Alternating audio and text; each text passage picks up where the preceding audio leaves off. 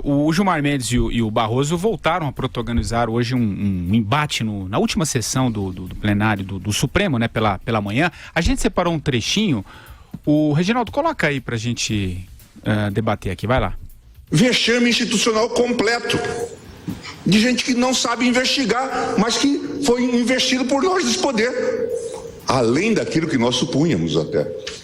O que nós estamos vendo aqui, na verdade, é a descrição de um grande caos, uma grande bagunça.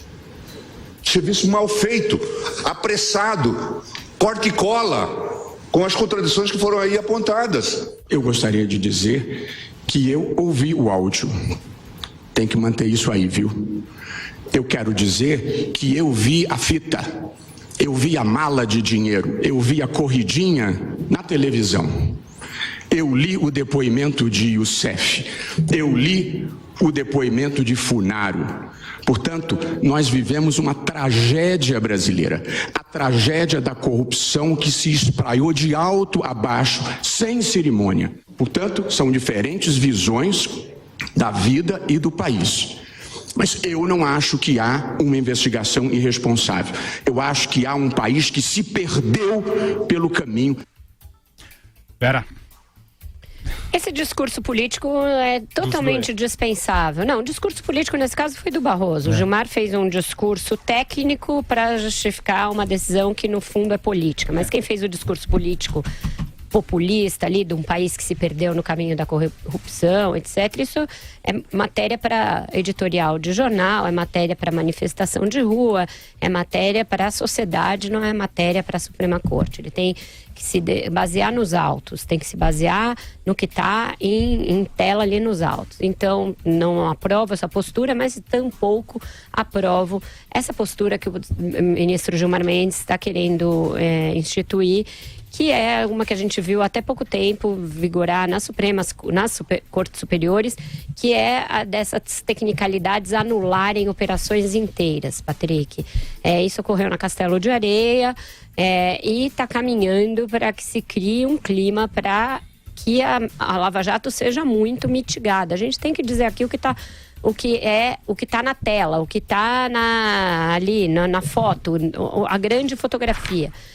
Tecnicamente, ele é um juiz excelente, o ministro Gilmar Mendes. Ele é muito técnico, ele é muito conhecedor da Constituição, dos códigos. Ele vai encontrar razões técnicas para embasar o que ele está dizendo, o que ele está fazendo, mas o fato é que o grande contexto político por trás de tudo que está acontecendo é que se tem uma tentativa de mitigar a Lava Jato, de colocá-la num trilho e mitigá-la. Tem agora essa lei do semipresidencialismo, na qual ele também está participando. Tudo isso está interligado, não são discussões desconectadas, elas estão conectadas, elas fazem parte de uma tentativa de colocar as coisas num determinado trilho. Falando em Lava Jato, Andreasa, Vera e Zé Maria, olha só, os procuradores da Lava Jato, o Carlos Fernando dos Santos Lima e o Deltan Dallagnol, reagiram às decisões do STF, que beneficiaram o Adriano Anselmo e outros políticos, né? A gente falou aqui do pacote Latalino, vamos falar um pouquinho ainda sobre isso. Em rede social, o Carlos Fernando apontou que Gilmar Mendes encarnou o próprio Papai Noel. Pena que, mais uma vez, o presenteado não seja a população brasileira, disse ele numa rede social. Ele roubou essa ideia da coluna do Bernardo Melo Franco na Folha de hoje, tá? Plágio, sem citar tá plagiado. Não me surpreende, né? Aliás, é o seguinte, alguém tem dúvida? Eu tenho falado sobre isso aqui há muito tempo, nós temos aqui nesse programa, de que a Procuradoria-Geral da República, do Rodrigo Janot, cometeu erros gravíssimos, especificamente no caso do acordo de delação premiada da JBS, não há dúvidas, né? Nós descobrimos barbaridades sobre a atuação da Procuradoria. Marcelo Miller, Pelela, aquela turma. Né? A gente sabe. No caso do Marcelo Miller, está aí. Jogo duplo. Dublê de procurador e advogado da JBS, JIF. Chame como quiser. É mentira isso?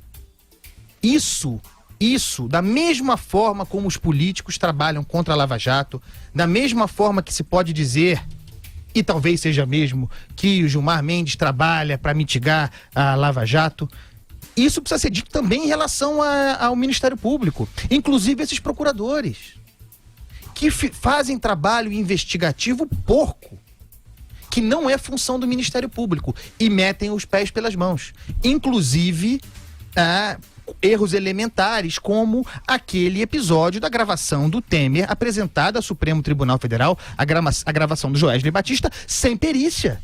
Isso é um erro gravíssimo do Ministério Público, que a Polícia Federal, o órgão investigativo, não teria cometido, porque o Ministério Público, sobretudo na gestão do Rodrigo Janot, e isso não está controlado na da Raquel Dodge, acha que tem o poder de investigar, além de legislar, além de estabelecer penas.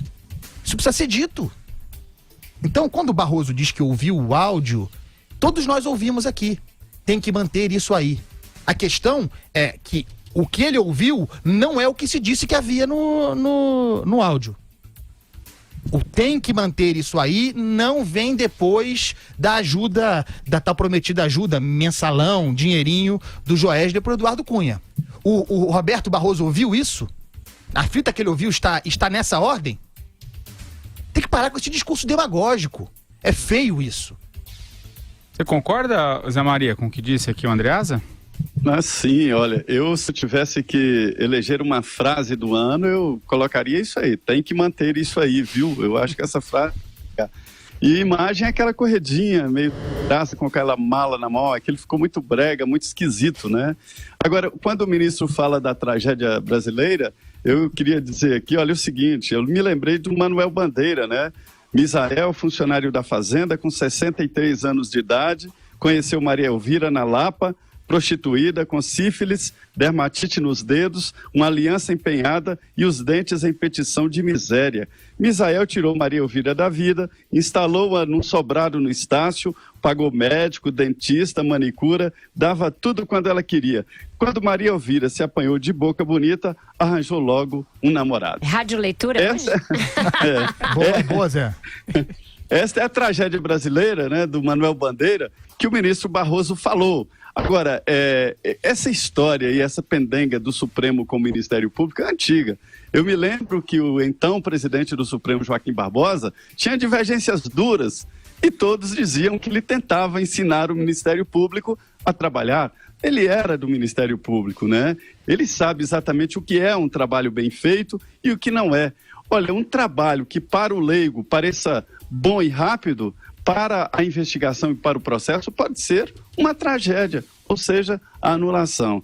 Talvez, eu ainda estou sob o impacto dos arquivamentos desses processos contra 4 parlamentares que todo mundo achava que seria condenação certa. Então, pode estar aí a origem de mais uma tragédia, sim, mas não é brasileira, mas no judiciário de uma série de descarte de processos considerados importantes, né? Zé, só uma dúvida. A gente estava aqui assistindo o bate-boca e tal, mas a gente não estava assistindo a sessão previamente. Qual era o caso em tela para o Gilmar se pôr a criticar como um todo o Ministério Público?